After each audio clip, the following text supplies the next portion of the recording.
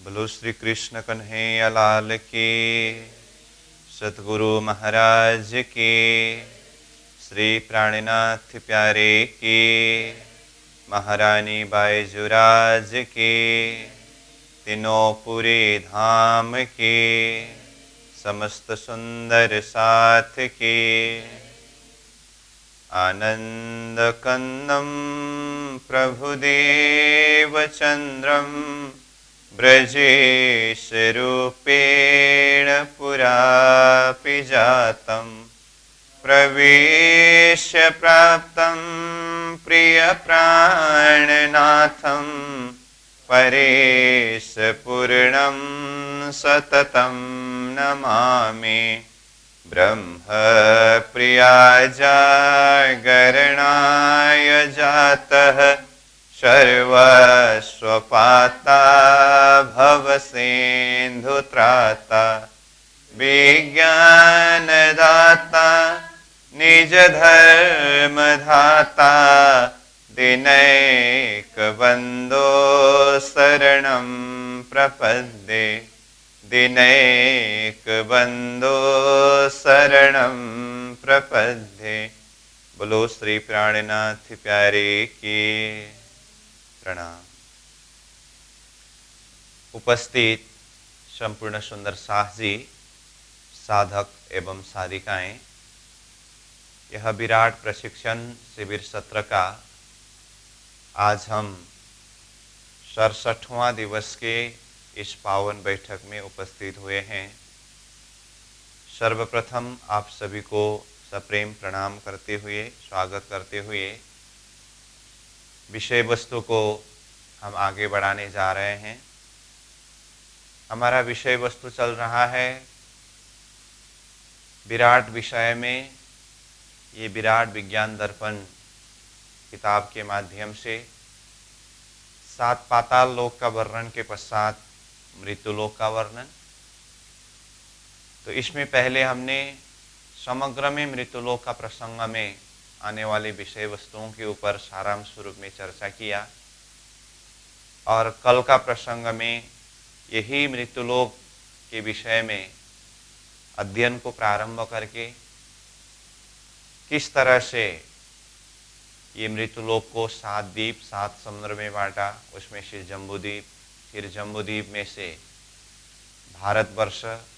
भारतवर्ष को फिर 9 भाग में बांट करके उसमें हिंदुस्तान, ये सब एक भौगोलिक स्थितियों को देखते हुए भारतवर्ष के महत्व का जो कारण, जिसमें 16 कारण है, उसमें से हमने कल 11वीं कारण तक के विषय में अध्ययन किया, चर्चा किया।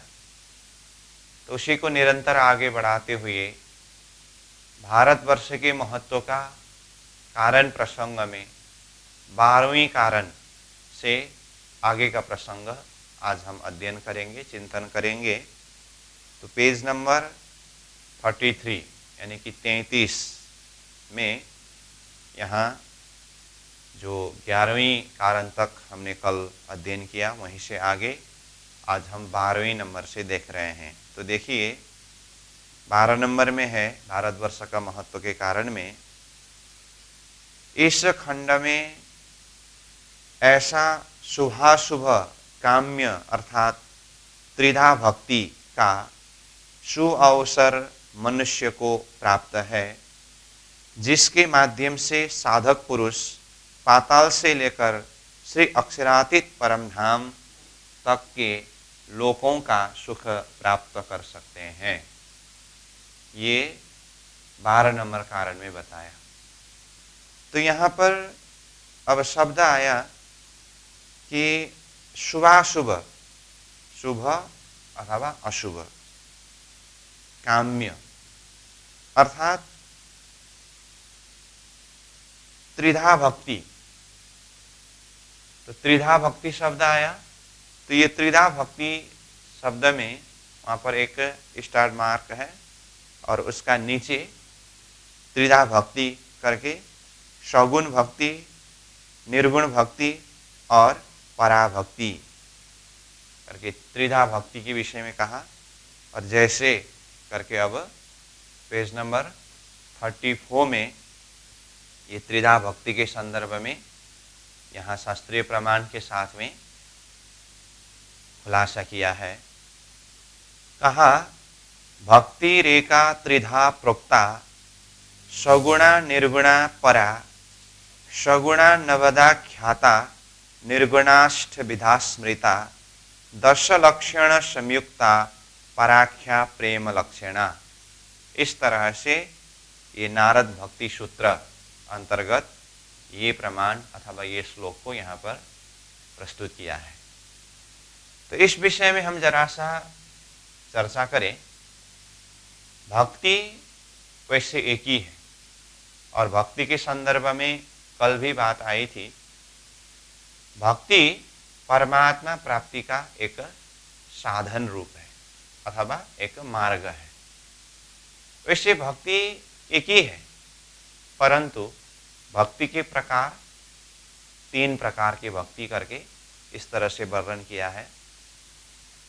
तो उसमें सगुण भक्ति कहा, निर्गुण भक्ति कहा और पराभक्ति कहा। तो ऊपर बताया इस भक्ति मार्ग के द्वारा साधक पाताल से लेकर के श्री अक्षरातीत परम धाम तक के लोकों के सुख को प्राप्त कर सकते हैं करके कहा। तो इसका मतलब सगुण भक्ति का अपना एक लक्ष्य है, निर्गुण भक्ति का अपना लक्ष्य है और पराभक्ति का अपना लक्ष्य है। भक्ति शब्द एक है, परंतु उसके प्रकार के हिसाब से अलग अलग प्रकार होने से साधक पुरुष किस भक्ति के माध्यम से कहां तक के अपने लक्ष्य को साध सकते हैं, ये विषय है। और ये तीनों भक्ति ये भारतवर्ष से ही कर सकते हैं और इसके माध्यम से भिन्न भिन्न लोकों के सुख को प्राप्त कर सकते हैं, इस तरह से बताया। तो जैसे यहाँ जो श्लोक है इसी के आधार पर ही थोड़ा सा हम चिंतन करें, तो फिर भी मैं श्लोक को ही देख रहा हूं। भक्ति रेखा त्रिधा प्रोक्ता, यानी कि त्रिधा प्रोक्ता, इसकी व्याख्या यहीं पर लिखा हुआ है, बताया है, उसको हम पढ़ेंगे। लेकिन सार रूप में देखें तो त्रिधा भक्ति क्या क्या बोला, सगुणा निर्गुणा परा, सगुण भक्ति, निर्गुण भक्ति और पराभक्ति। सगुण भक्ति मतलब साकार ब्रह्मोपासक, जिसे साकार भक्ति भी कहते हैं। और ये सगुण भक्ति का लक्ष्य है वैकुंठ, सगुण ब्रह्मोपासक है ना, इसलिए ये वैकुंठ लक्ष्य है। और दूसरा निर्गुण भक्ति है। निर्गुण भक्ति में निराकार ब्रह्म की उपासना होती है, ब्रह्म को निराकार रूप से मानते हैं। तो ये निर्गुण भक्ति का लक्ष्य है मोह तत्व, जो आदिनारायण का सूक्ष्म शरीर का वर्णन किया है ना, मोह तत्व। तो ये निर्गुण भक्ति का लक्ष्य है। निर्गुण भक्ति में अष्टांग योग होता है, यानी कि इसका 8 अंग है। और सगुण भक्ति का 9 अंग, जिसे नवदा भक्ति भी कहते हैं। जिस विषय में नीचे बताया है, तो सगुण और निर्गुण की बात हुई। और एक है पराभक्ति। तो पराभक्ति मतलब नवदा भक्ति से भी परा। तो सगुण भक्ति के लिए कहा यहीं पर सगुणा नवदा ख्याता। सगुण भक्ति में 9 अंग, जिसे नवदा भक्ति भी कहते हैं। तो 9 अंग क्या क्या है, आगे इस विषय में भी चर्चा किया है। और कहा निर्गुणाष्ट विधा स्मृता, निर्गुण भक्ति में 8 अंग है। और जो पराभक्ति कहा उसके लिए कहा 10 लक्षण संयुक्ता पराख्या प्रेम लक्षण। 10 लक्षण से युक्त पराभक्ति, जिसे प्रेम लक्षणा भक्ति भी कहते हैं। तो इस तरह से सगुण भक्ति, निर्गुण भक्ति और पराभक्ति अथवा साकार ब्रह्मोपासक, निर्गुण ब्रह्मोपासक और पराभक्ति, जिसमें इष्ट श्री कृष्ण जी होते हैं। इस तरह से त्रिधा भक्ति के संदर्भ में कहा तो इसका सीधा सीधा भावार्थ यहीं से हम पढ़ करके समझ सकते हैं। तो पहले हम इसको पढ़ेंगे, देखेंगे, उसके पश्चात फिर इसमें कुछ विवेचनात्मक सार प्रसंग के ऊपर भी चर्चा करेंगे। तो पहले हम ये श्लोक को अध्ययन करें, उसके बाद फिर यहाँ पर जो सीधा भावार्थ बताया है, फिर उसके बाद सगुण भक्ति में जो 9 अंग है वो क्या क्या है वो भी यहाँ बताया है, और उसके बाद निर्गुण भक्ति का 8 अंग क्या क्या है वो भी यहाँ बताया है, और पराभक्ति में जो 10 लक्षण बताया है वो भी यहाँ बताया है। इस विषय में सीधा सीधा पहले हम पढ़ेंगे, फिर कुछ विषय जो चर्चा करने की होगी फिर चर्चा करेंगे। तो मैं श्लोक उच्चारण करूँगा, आप लोग एक बार दोहराएंगे, उसके बाद फिर इसके व्याख्या की तरफ हम आगे प्रस्थान करेंगे। भक्तिरेका त्रिधा प्रोक्ता सगुणा निर्गुणा परा,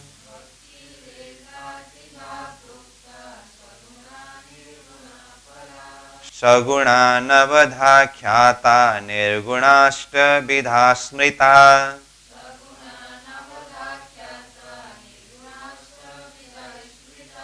दश लक्षण संयुक्ता पराख्या प्रेम लक्षणा।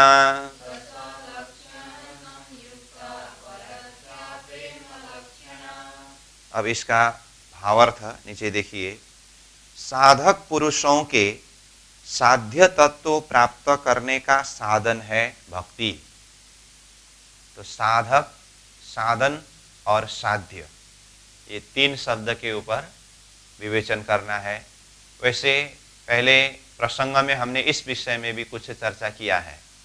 साधक आत्मा है, साध्य परमात्मा है, और साधक आत्मा को साध्य परमात्मा तक पहुंचने के लिए साधन है भक्ति। तो यही बात यहाँ पर बताया है। वास्तव में भक्ति एक ही है। एक ही भक्ति को 3 प्रकार से साधते हैं। जैसे सगुण भक्ति साकार इष्ट ब्रह्मा विष्णु महेश की, निर्गुण भक्ति निराकार इष्ट ब्रह्म आदि नारायण के सूक्ष्म महतत्व निराकार की, पराभक्ति शुद्ध साकार इष्ट अक्षर अक्षरातीत ब्रह्म की। अतः सगुणा नवदा ख्याता, सगुण भक्ति को नवदा भक्ति कहते हैं। उसमें 9 अंग है यथा करके। अब सगुण भक्ति का 9 अंग यहाँ बताया है। तो उससे पहले देखिए, सगुण भक्ति को क्या कहा, इसको नवदा भक्ति कहा, और इसमें इष्ट ब्रह्मा विष्णु महेश करके यहीं पर कहा। और निर्गुण भक्ति में लक्ष्य निराकार ब्रह्म यानी कि आदि नारायण के सूक्ष्म शरीर महतत्व करके यहीं कहा। और पराभक्ति में यहाँ शुद्ध साकार ब्रह्म की उपासना करके अक्षर अक्षरातीत के लक्ष्य करके इस तरह से बताया है। ये तारतम्य चिंतन का सार अर्थ है। ठीक, अब उसमें हम चलते हैं।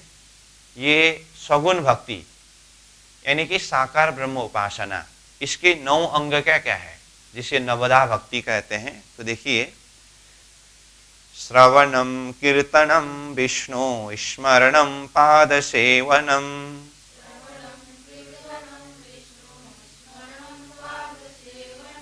अर्चनम वंदनम दास्यम सख्यात्म निवेदनम।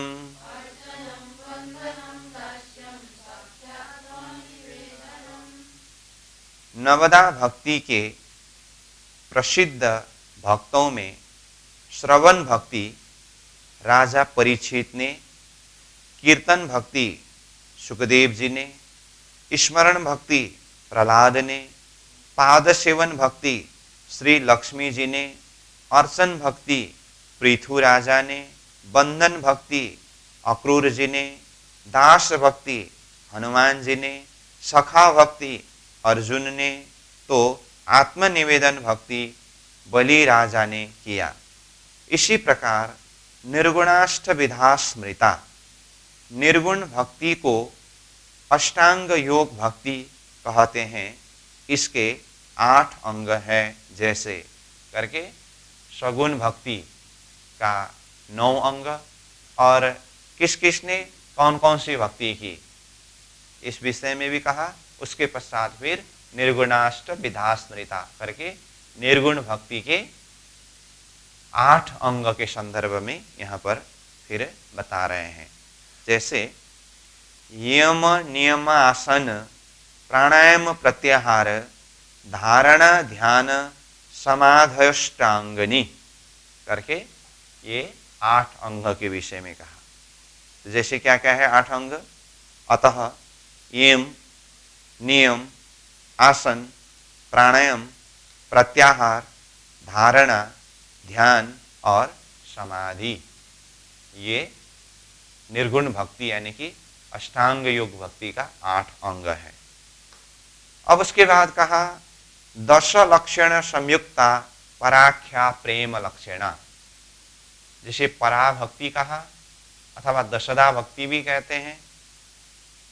तो इस विषय में यहाँ कहा है कि अर्थ में देखिए 10 लक्षण से युक्त जो है उसे परा प्रेम लक्षणा भक्ति कहते हैं।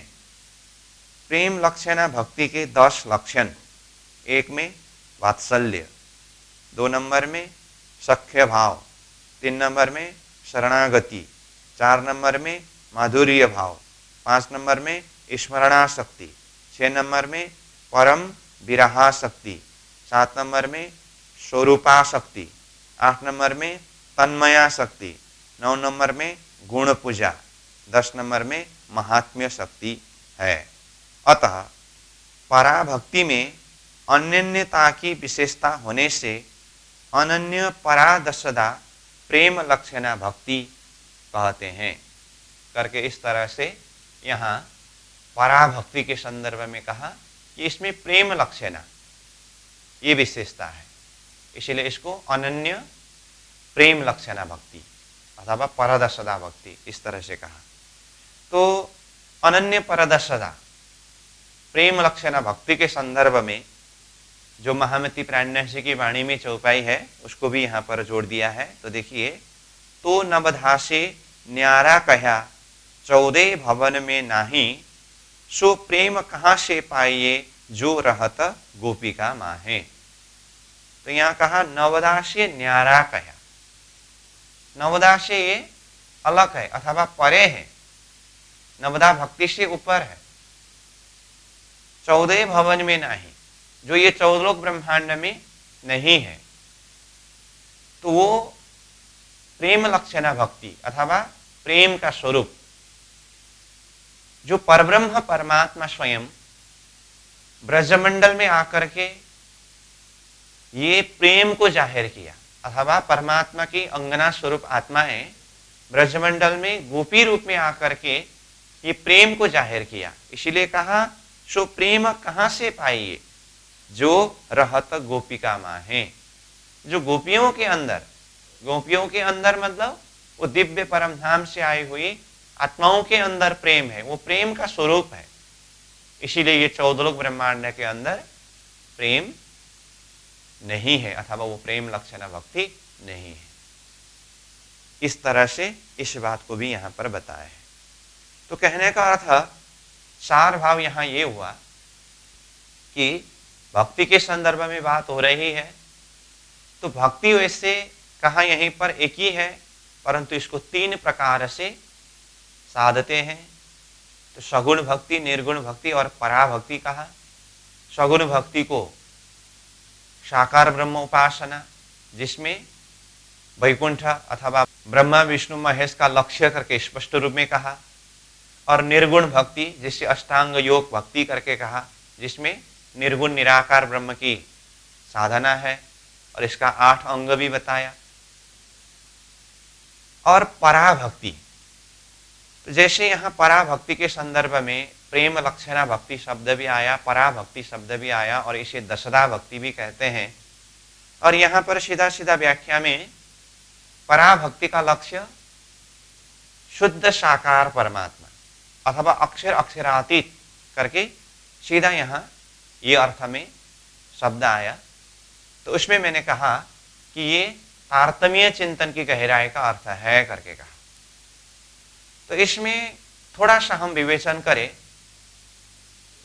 सगुण भक्ति और निर्गुण भक्ति तो हो गया, पराभक्ति के संदर्भ में अलग अलग शब्द के द्वारा इसके लिए कहा है। जैसे पराभक्ति, प्रेम लक्षणा भक्ति, दशदा भक्ति, अथवा इसी को अनन्य भक्ति भी कहते हैं। अलग अलग शब्द आया, लगभग परिभाषा के हिसाब से ये सब एक ही है, परंतु ये सारे शब्द किन किन अर्थ में आया है इसको भी हमें समझना है। तो जैसे दशदा भक्ति कहा, दशदा भक्ति इसीलिए कहा है कि इसमें अनन्यता की विशेषता है। तो अनन्य का परिभाषा क्या है?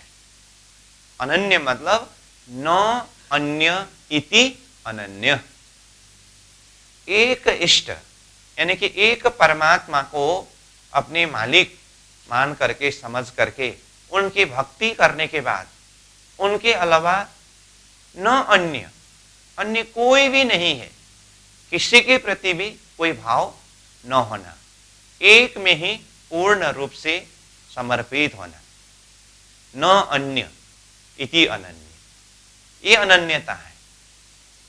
अब ये अनन्य भक्ति में इष्ट कौन होते हैं? इसमें इष्ट श्री कृष्ण जी होते हैं। तो श्री कृष्ण जी को इष्ट मान करके उनमें न अन्य, एक श्री कृष्ण के अलावा बाकी अन्य किसी के प्रति भी कोई भाव न रहना। और दूसरी बात हमने कहा है, यहां शब्द आया दशदा शब्द आया। तो दशदा के लिए मैंने शब्द उच्चारण किया था, इसमें अनन्यता की विशेषता है करके। तो अनन्य का परिभाषा हमने न अन्य इति अनन्य करके कहा। इसमें इष्ट सिर्फ और सिर्फ श्री कृष्ण ही होते हैं, और इसी के आधार पर अब दशदा भक्ति कहने का अर्थ नवदा भक्ति प्लस अनन्यता की विशेषता। अनन्य एक है तो 9 + 1 10 हुआ। अब ये अनन्य भाव में भी नवदा भक्ति तो मिश्रित ही रहता है ना, इसीलिए नवदा + 1 यानी कि अनन्य = 10, इसीलिए इसको दशदा कहा। ये हुआ अनन्य अथवा दशदा। अब इसी को पराभक्ति भी कहा है। तो पराभक्ति किस अर्थ में? नवदा भक्ति से परे की भक्ति होने से अथवा यहां से ऊपर की भक्ति होने से इसे पराभक्ति कहा। और इसी में प्रेम लक्षणा करके कहा है। तो ये प्रेम लक्षणा शब्द जब यहां पर जुड़ जाता है, अब यहां पर हमें तारतम्य विवेचन के माध्यम से चिंतन करना होता है। अब यहां अनन्य भक्ति, पराभक्ति, दशदा भक्ति और यहीं पर प्रेम लक्षणा शब्द भी आया। तो प्रेम लक्षण भक्ति क्योंकि इसमें प्रेम की विशेषता होती है करके कहा। तो इन सारे शब्दों को देखते समय ये सब में इष्ट श्री कृष्ण जी ही है, परंतु अब तारतम्य यहां पर प्रश्न करता है, कृष्ण तो कृष्ण, परंतु कौन से कृष्ण? कृष्ण भक्ति उपासना में सबका लक्ष्य एक ही नहीं है। इस विषय में फिर भी मैं कहता हूं, श्री कृष्ण जी की त्रिधा लीला प्रसंग के द्वारा हमने चिंतन किया है। इसीलिए दशदा भक्ति तक आना अथवा अनन्य भक्ति तक आना अथवा पराभक्ति तक आना, कृष्ण तक आना है। अब ये पर दशदा प्रेम लक्षणा भक्ति, ये शब्द जब जुड़ जाता है, इसमें श्री कृष्ण जी की लीला में भी त्रिविध लीला रहस्य के ऊपर चिंतन करके अक्षरातीत श्री कृष्ण जी की साधना है। क्यों? क्योंकि यहां पर जब प्रेम लक्षणा शब्द जुड़ जाता है ना, तो प्रेम लक्षणा शब्द में प्रेम शब्द मुख्य है। तो प्रेम मतलब अब हम चिंतन करें प्रेम, तो ये प्रेम वास्तव में क्या है? तो प्रेम परमात्मा स्वरूप ही है। इसीलिए महामती प्राणनाथ जी वाणी में क्या कहते हैं? प्रेम ब्रह्म दो एक है। चाहे प्रेम कहो चाहे ब्रह्म कहो, प्रेम ही ब्रह्म है, ब्रह्म ही प्रेम है। तो यहां पर जो प्रेम ब्रह्म दो एक है करके कहा, तो यहां ब्रह्म स्वरूप किसके लिए कहा है? अक्षरातीत पूर्ण ब्रह्म परमात्मा अक्षरातीत श्री कृष्ण जी के लिए कहा है। तो अक्षरातीत श्री कृष्ण जी ही प्रेम का स्वरूप है। इसीलिए अक्षरातीत श्री कृष्ण प्रेम स्वरूप के अंगना स्वरूप आत्माएं जब ये धरती में ब्रजमंडल में उतरे, तब जाकर के ये खेल के बीच में अथवा ये सृष्टि के बीच में प्रेम प्रकट हुआ अथवा जाहिर हुआ। उसके पहले ये धरती में प्रेम जाहिर ही नहीं हुआ था। तो इसलिए प्राणनाथ जी वाणी में क्या कहते हैं ये संदर्भ में? प्रेम नाम दुनिया मैंने ब्रह्म सृष्टि ल्याए इत। प्रेम नाम दुनिया के बीच में अथवा प्रेम तत्व दुनिया के बीच में ब्रह्म सृष्टि ने लाया है। तो ब्रह्म सृष्टि कौन है? परम धाम से आई हुई आत्मा। तो ये ब्रह्म सृष्टि स्वयं प्रेम का स्वरूप है। क्यों? क्योंकि प्रेम स्वरूप परमात्मा के अंग स्वरूप है ये। इसलिए प्रेम नाम दुनिया में ने ब्रह्म सृष्टि ले आई इत। और दूसरी चौपाई में क्या कहा?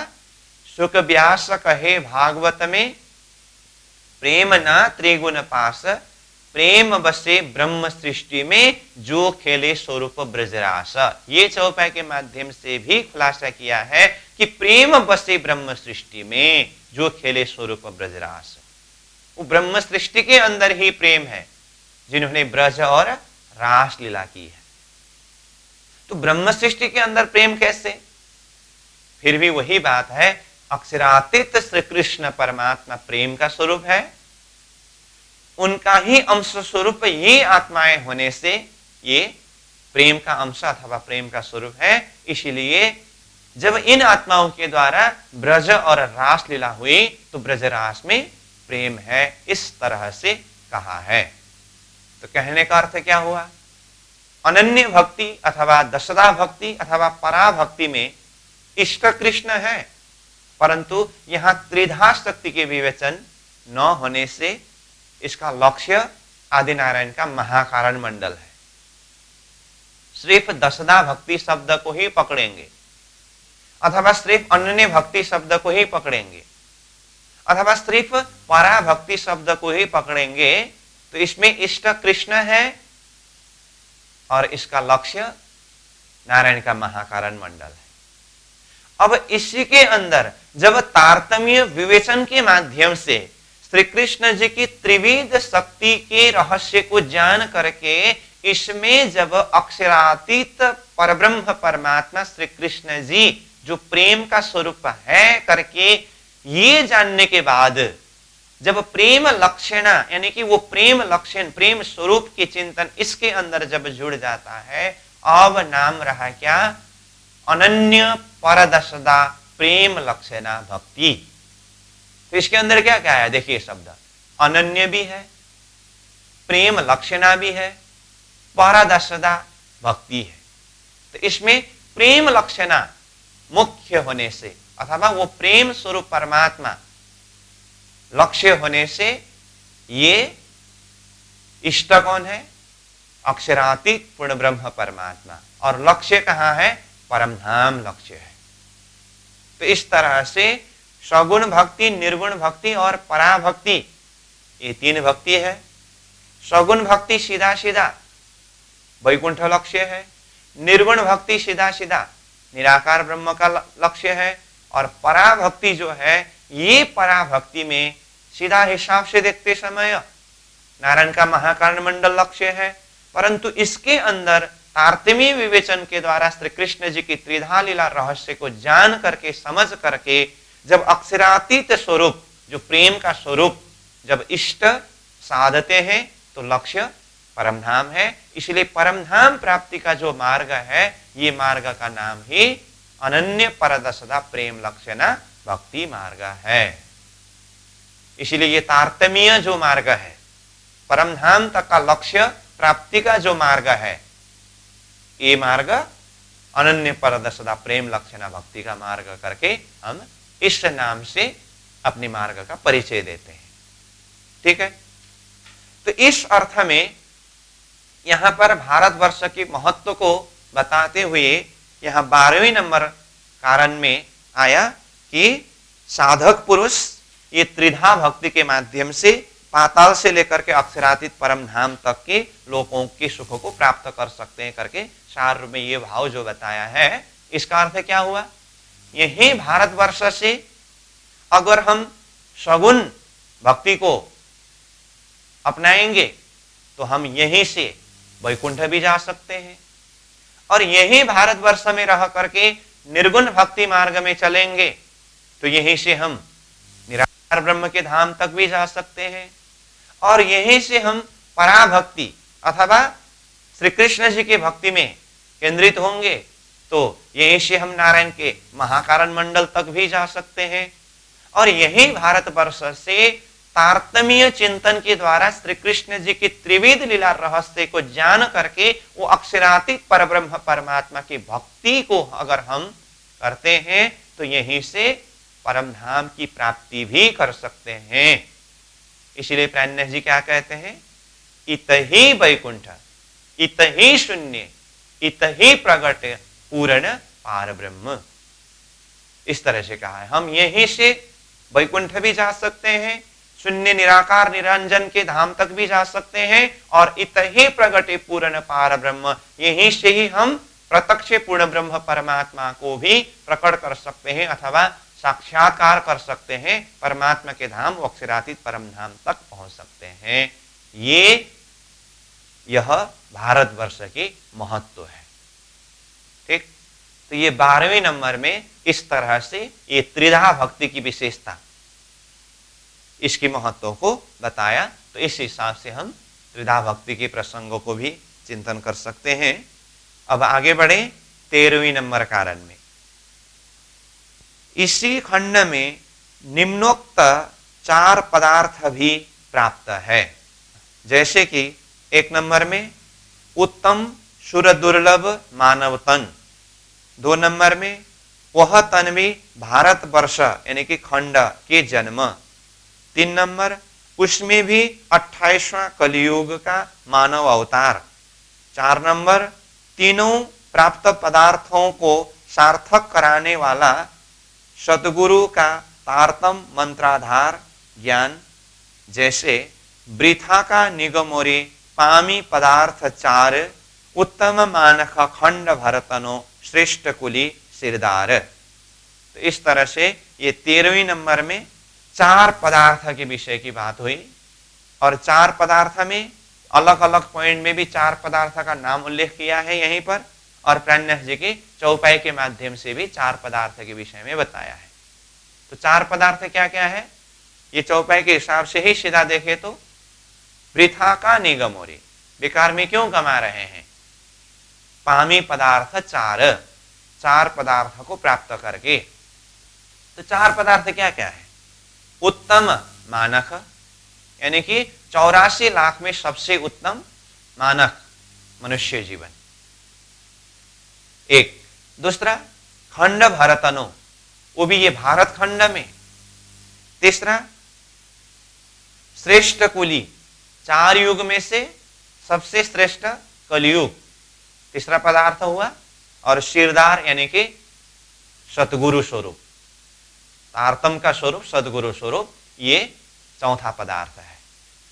ठीक है, अब यहां पर 4 पदार्थ करके ही नीचे यहां थोड़ा सा व्याख्या दिया है, ये शब्द को भी हम देखेंगे। जैसे देखिए यहां 4 पदार्थ धर्म अर्थ काम मोक्ष, इन 4 पदार्थों में से मोक्ष जो है वह साधन रूप में नहीं है, मोक्ष इष्ट के धाम और इष्ट की प्राप्ति है, अतः यह साधन में न होकर साध्य में होने से हमें तारतम स्वरूप ने जो चार पदार्थ दिए हैं वे उपरोक्त है। उक्त पदार्थों की सिद्धि नरात्मा मात्र को मिलती है। यहाँ के मनुष्य के आध्यात्मिक वैभवों को देखकर स्वर्ग वैकुंठस्थ कार्य ब्रह्म देवी देवता लोग तरसते तथा लार टपकाते हुए इस तरह इन भारतवर्ष की नरात्माओं के भाग्य की प्रशंसा करते हैं। जैसे गायन्ति देवा किल गीतकानि धन्यस्तु ये भारत भूमि भागे स्वर्गपवर्गस्य च हेतु भूता भवन्ति भूय पुरुषात् सुरत्वात्। इस तरह से ये अब प्रसंग बढ़ता जा रहा है। कहने का अर्थ इसको मैं सार भाव में बता देता हूं। यहाँ चार पदार्थ के विषय की बात हुई कि ये भारतवर्ष में चार पदार्थ प्राप्त होते हैं करके। तो चार पदार्थ के संदर्भ में महामती प्राणन्यासी की वाणी के चौपाई के आधार पर कहा, एक उत्तम मनुष्य जीवन है। मनुष्य जीवन इसीलिए पदार्थ है कि ये मनुष्य जीवन के माध्यम से ही हम परमात्मा की भक्ति साधना कर सकते हैं और परमात्मा को प्राप्त कर सकते हैं। वैसे 84 लाख योनि है, उसमें से भक्ति साधना के लिए एकमात्र मनुष्य शरीर है। इसीलिए ये मनुष्य जीवन को 84 का सार मानते हैं और मोक्ष का दरवाजा रूप में मानते हैं। तो मनुष्य जीवन की महत्व को तो हम जानते ही है। और दूसरा भारत खंड, तो ये भारत खंड के महत्व के संदर्भ में यहीं पर बताया। जैसे स्वर्ग आदि लोक में रहने वाले दैविक शक्तियां भी भारतवर्ष में नर्तन धारण किए हुए आत्मा की प्रशंसा को किस तरह से गाते हैं करके, तो इसका व्याख्या हम और पढ़ेंगे। और तीसरे पदार्थ में कहा ये कलियुग, चार युग में से ये कलियुग का महत्व है। जैसे कलियुग के महत्व के संदर्भ में क्या कहा, यत् फलम नास्ति तपसा न योगेन समाधिन तत्फलम लभ्यते सम्यक कलो केशव कीर्तन करके कहा है। मतलब सतत्रेता युगों में कई वर्ष तक यज्ञ आदि बहुत सारे कर्म करने पर भी, तप करने पर भी जो फल प्राप्त नहीं हो सकता था, वो फल कलियुग में श्री कृष्ण जी के कीर्तन करने से, श्री कृष्ण जी के नाम गुण को गाने से प्राप्त होता है। इस तरह से कहा है। तो ये तीसरे पदार्थ हुआ। और ये तीन पदार्थ तो बहुतों को बहुत बार प्राप्त हुई, परंतु ये 28वें कलियुग की ये विशेषता रही, ये तीन पदार्थ को ही साकार बनाने वाले चौथा पदार्थ शिरदार यानी कि सतगुरु का ज्ञान, तारतम ज्ञान। तो ये चार पदार्थ हुआ। तो अब यहाँ पर, यहाँ व्याख्या में जो धर्म अर्थ काम मोक्ष के विषय की बात हुई, तो ये चार पुरुषार्थ के नाम से धर्मशास्त्र में धर्म अर्थ काम मोक्ष करके आता है, जिसको यहाँ चार पदार्थ के रूप में ही वर्णन किया है।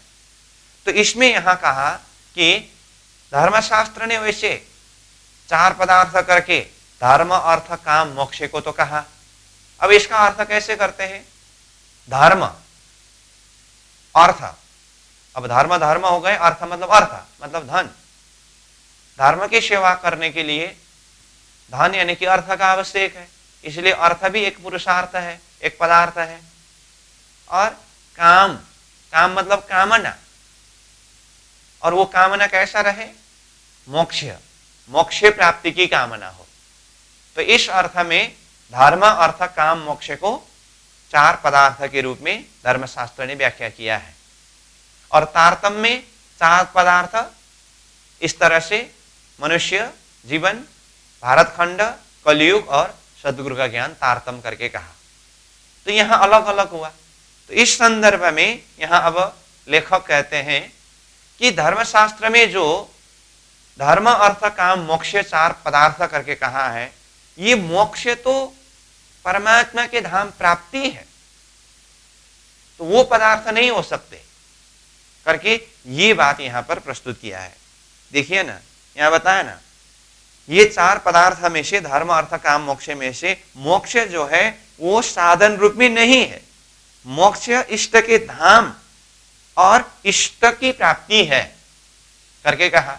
इसीलिए यहां पर तारतम विषय ने जो चार पदार्थ दिया है उसको ही मुख्य रूप में मानना होगा। ये भाव को भी यहाँ प्रस्तुत किया। ये तो अपने हिसाब से चिंतन करेंगे। तो हम नीचे भारतवर्ष के महत्व के प्रसंग में जो श्लोक यहाँ दिया है इसको उच्चारण कर रहे थे, तो फिर अब इसके व्याख्या के तरफ हम जाएंगे और भारतवर्ष की महत्व के संदर्भ में ही कुछ यहाँ पर व्याख्या किया है। तो इसको हम देखें। तो एक बार ये नीचे के श्लोक को भी उच्चारण करें, फिर इसकी व्याख्या और जो भी बात है उसको पढ़ेंगे। गायन्ति देवा किल गीतकानि धन्यस्तु ये भारत भूमि भागे स्वर्गापवर्गस्य च हेतुभूता भवन्ति भूयः पुरुषात् सुरत्वात्। इसका भावार्थ, स्वर्ग और मोक्ष के कारणभूत ऐसे देव दुर्लभ योनि वाले भारतवर्षस्थ मनुष्यात्माओं का देव भी धन्य धन्य कहते हुए यशोगान करते हैं, क्योंकि यह कर्म भूमि है। इसके अतिरिक्त अन्य जितने भी लोक तथा खंड है सब भोग्य भूमियां है। तो ये स्वर्ग आदि लोकों में बैठने वाले शक्ति भी ये भारतवर्ष के महत्व को इस तरह से क्यों गाते हैं? क्योंकि ये कर्म भूमि है, अन्य लोग भोग्य भूमि है। इस तरह से कहा। फिर आगे कहते हैं, अतः तत्रापि भारतमेव वर्ष कर्म क्षेत्र मन्यान्यष्ट वर्षाणि स्वर्गाणि पुण्य शेषोपभोगस्थानानि भौमानि स्वर्गपदानि व्यपदिशान्ति। इस तरह से बताया। इसका भावार्थ हम सीधा यहाँ जो बताया है उसी से ही समझ सकते हैं। तो देखिए, अन्वयार्थ तो आप स्वयं पढ़ेंगे, मैं हर श्लोक में यही कहता आ रहा हूँ। तो हम सीधा भावार्थ को देखें। यहाँ नीचे बताया है, अर्थात जम्बूद्वीप के 9 वर्षों में एकमात्र भारतवर्ष ही कर्मभूमि है। इस विषय में मैंने पहले ही कहा था। वैसे मृत्युलोक को कर्मभूमि कहा है, परंतु मृत्युलोक के अंदर भी सिर्फ ये भारतवर्ष ही कर्मभूमि है, अन्य सब भोग्य भूमि है। अन्य सब मतलब 7 द्वीप में से जम्बूद्वीप के अलावा 6 द्वीप, और जम्बूद्वीप में भी भारतवर्ष के अलावा अन्य जो 8 खंड है ये सब भोग्य भूमि है। तो यहां पर किस तरह से भोग करते हैं इसको यहीं पर खुलासा किया है। तो इसको हम पढ़ेंगे तो समझ में आ जाएगा। तो कहा, अन्य 8 वर्ष तो स्वर्गवासी पुरुषों के स्वर्ग सुख भोग से बचे हुए पुण्यों को भोगने का स्थान है। अन्य 8 वर्ष मतलब यही जम्बूद्वीप के अंदर के 9 वर्ष अथवा 9 खंड में भी भारत खंड के अलावा अन्य 8 वर्ष अथवा अन्य 8 खंड भी स्वर्ग के सुख के शेष भाग को भोगने का स्थान है करके यहाँ पर बताया है। आगे देखिए, अतः अन्य 6 द्वीपों और इन 8 खंडों को भूतल का स्वर्ग भी कहते हैं।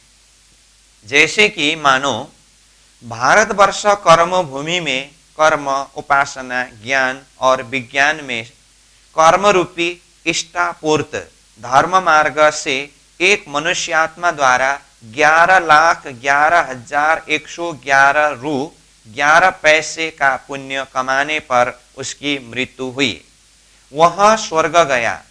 उसे वहां उसके पुण्यानुसार अलग अलग दर्जे के पुण्य सुख भोगने की व्यवस्था वाले स्थानों में से 11 लाख के पुण्य स्वर्ग में भोगाए गए। तत्पश्चात उसे 11,000 पुण्य के सुख के लिए 7 पाताल, महरलोक, जनलोक तथा तपलोक में कहीं भी ले जाकर 11,000 के दर्जे का सुख भोगाया गया। पुनः 111 रु का बाकी है। उसके लिए उसे मृत्युलोक के 6 द्वीपों में भेजा गया। अब भी अवशेष पुण्य 11 पैसे का रहा।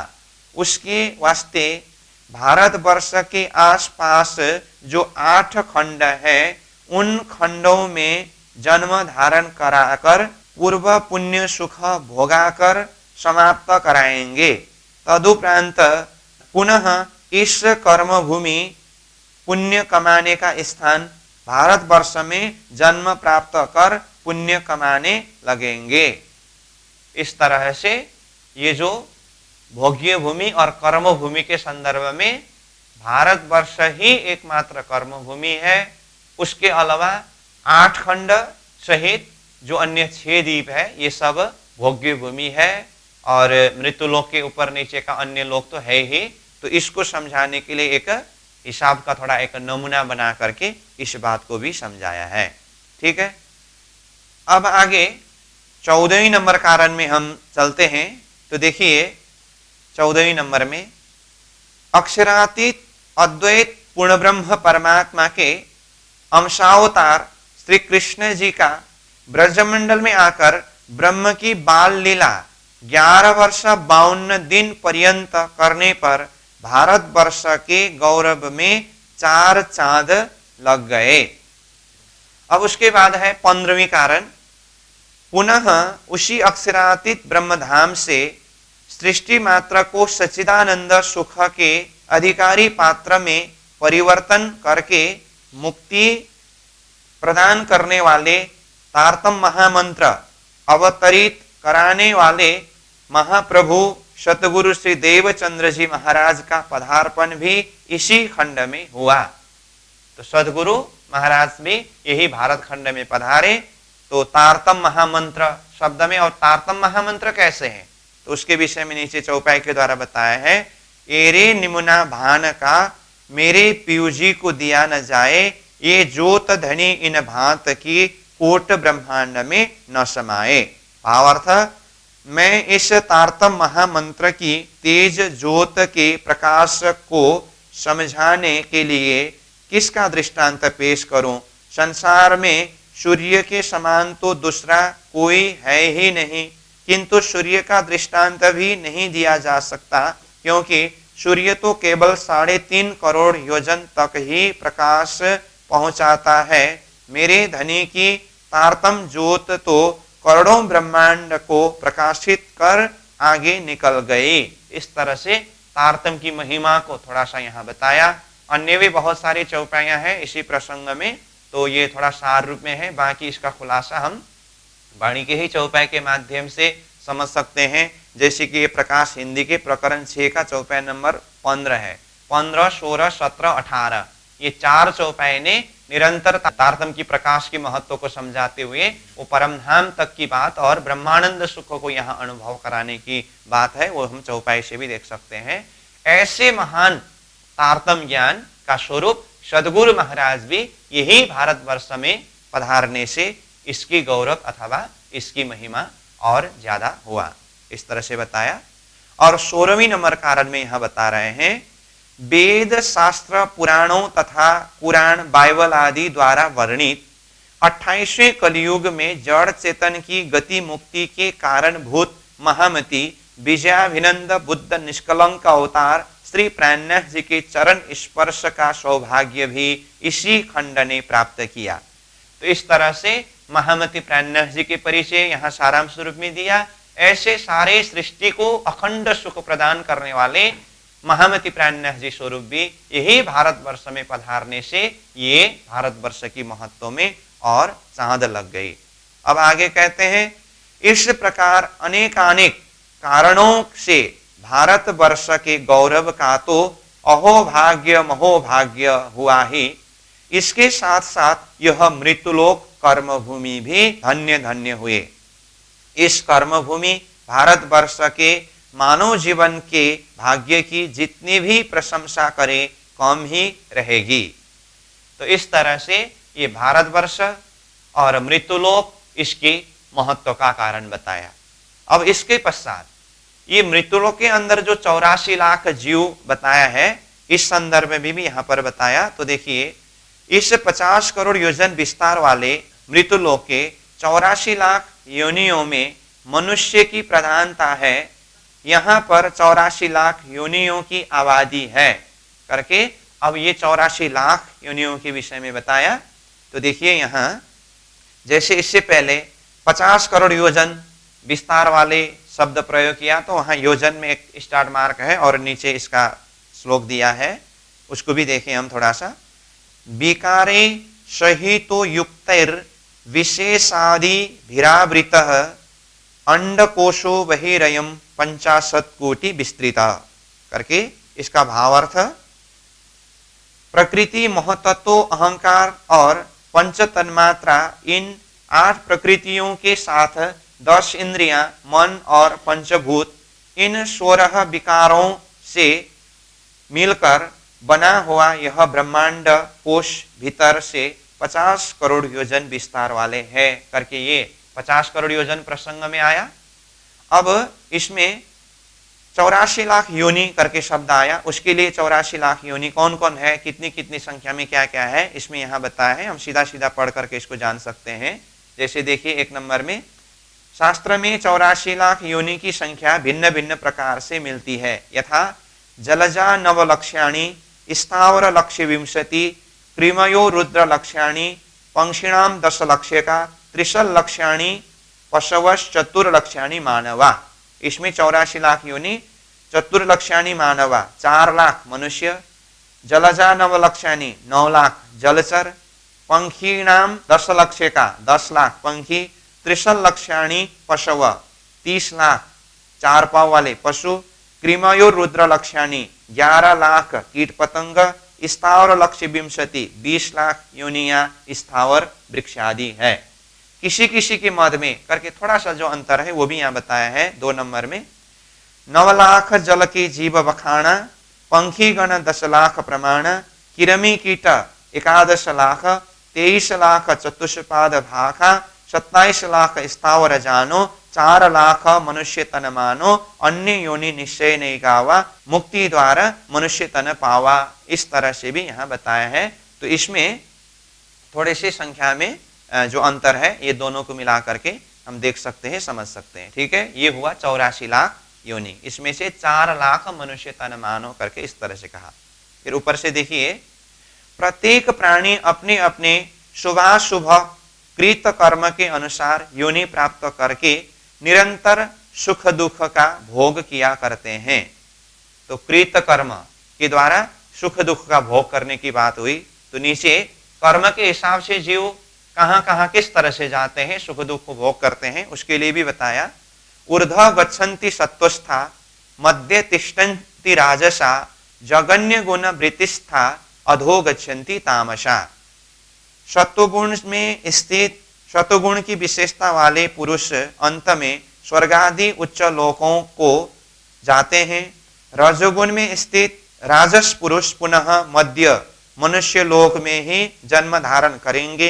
अतः तमोगुण की निद्रा, प्रमोद और आलस्यादि में स्थित तामस पुरुष अधोगति की ओर नीचे सर्प, राक्षस आदि योनियों को प्राप्त होते हैं।